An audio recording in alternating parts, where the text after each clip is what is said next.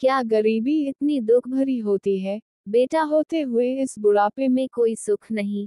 Shyamu rickshaw चलाते चलाते सोचे जा रहा, भगवान मेरे जैसी किस्मत, मेरे जैसा बेटा किसी को ना देना। दिन भर रिक्शा खींचते खींचते गरीब शरीर में दर्द हो गया, भूख भी जोरों से लग गई। श्यामू थक कर चूर हो गया, रिक्शा घर की तरफ मोड़ लिया। धीरे धीरे पैडल मारता आखिर अपने घर तक पहुंच ही गया। पति को आता देख शांति जल्दी से अपनी झोपड़ी से निकल के आई, बाल्टी में पानी और लोटा लेकर हाथ पांव धुलवा दिए, अपना आंचल पकड़ा दिया चेहरा पोंछने के लिए।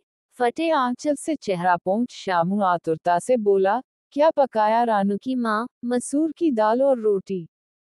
रोटी का डब्बा खोलते हुए शांति बोली, जल्दी से रोटी दाल डाल दे थाली में, बहुत जोरों की भूख लगी है, तू भी अपना खाना डाल ले थाली में, साथ ही खा लेते हैं। सादा सा खाना दोनों ने बड़े प्यार से खाया। ऐसा नहीं कि श्यामू बेऔलाद है, पर ब्याह के बाद उसका बेटा रानू दिल्ली चला गया कुछ काम करूंगा कहकर। सालों हो गए पर लौटकर नहीं आया। शादी भी वही कली किसी से सुना था, उसको बेटा भी हो गया, पर लौटकर नहीं आया अपने बूढ़े माँ बाप के पास। उसको माँ बाप की याद ही नहीं आई। श्यामू बूढ़े होते जा रहा था, साइकिल रिक्शा चलाकर अपना और पत्नी का पेट भरता आया था अब तक, पर अब कमजोर देह मेहनत नहीं कर पा रही थी, थकने लगा था बहुत।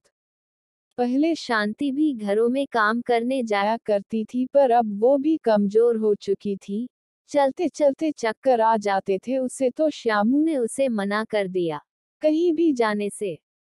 कड़ाके की ठंड पड़ रही थी, बूढ़ी हड्डियों ठंड से अकड़ सी गईं, घर में खाने को कुछ न बचा।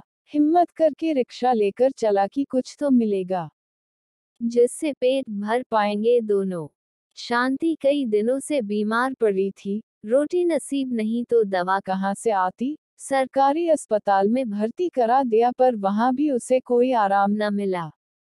सुबह श्यामू सवारी की तलाश में रिक्शा लेकर निकला, अचानक सीने में जोर का दर्द उठा और एक हिचकी के साथ उसका दम निकल गया। उधर शांति को खांसी के ठिसके पर ठिसके लग रहे थे। अचानक उसे खून की उल्टी हुई और उसके भी प्राण निकल गए। खुशकिस्मत थे दोनों साथ साथ परलोक सिधारे, अब न भूख की चिंता न दवा की, सारी चिंताओं से मुक्ति पा गए दोनों। लोग श्यामू को रुक रुक कर देखते और आगे बढ़ जाते। वहां अस्पताल में शांति आंखें खोले दरवाजे की ओर देख रही। शायद उसे पति का इंतजार था, या शायद बेटे का, जो एक बार गया तो पलटकर नहीं आया। अरे कलयुगी औलादों, कुछ तो शर्म करो, माता पिता का इस तरह तिरस्कार तो मत करो। इनकी दुआओं में बहुत ताकत है, इनका सम्मान करो, उनको इस तरह बेआज़रा ना करो। माँ बाप को ऐसे मझधार में ना छोड़ो। माँ बाप जैसी कोई दौलत नहीं। वो कैसे बदनसीब बच्चे हैं जो माँ बाप को इस हाल तक पहुंचा देते।